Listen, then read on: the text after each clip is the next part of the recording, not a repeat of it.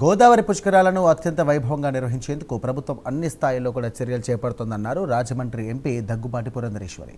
పుష్కర ఏర్పాట్లపై సీఎం చంద్రబాబుతో చర్చించామని తెలియజేశారు. కొవ్వూరు వాడాపల్లి సమీపాన గోదావరి మధ్యలో గల గోంగూరలంకను MLA Muppidi Venkateswara Rao, joint collector Y Megha స్వరూప్తో కలిసి ఎంపీ పురంధరేశ్వరి పరిశీలించారు. ఇక గోంగూరలంకను ఒక టూరిజం కేంద్రంగా అభివృద్ధి చేసేందుకు కూడా అవకాశం ఉందని తెలియజేశారు. గోంగూరలంక ప్రాంతాన్ని పర్యాటక ప్రాంతంగా అభివృద్ధి చేసే క్రమంలో చర్యలు తీసుకుంటున్నామని తెలియజేశారు పురంధరేశ్వరి. జిల్లా కలెక్టర్ గారితో, అదేవిధంగా కమిషనర్ గారితో, ముఖ్యమంత్రి గారిని పుష్కరాలకు సంబంధించినటువంటి పనుల గురించి వారితో డిస్కస్ చేయడానికి కలవడం జరిగింది. అన్ని విషయాలు కూడా రోడ్లకు సంబంధించి, అదేవిధంగా ఘాట్ల యొక్క మోడర్నైజేషన్ కి సంబంధించి, పవర్ కి సంబంధించి, వీటన్నిటి గురించి కూడా వారితో కూలంకుషంగా అన్ని విషయాలు కూడా చర్చించడం జరిగింది.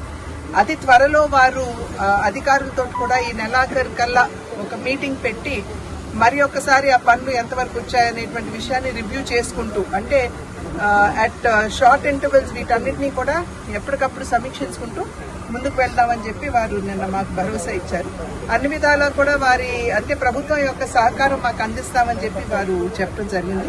కనుక ఇప్పటి నుండి కూడా పుష్కర పనులు ఏవైతే ఉన్నాయో అవి త్వరితగతిన ముందుకు వెళ్తాయని చెప్పి మేమందరం కూడా విశ్వసిస్తున్నటువంటి విషయం.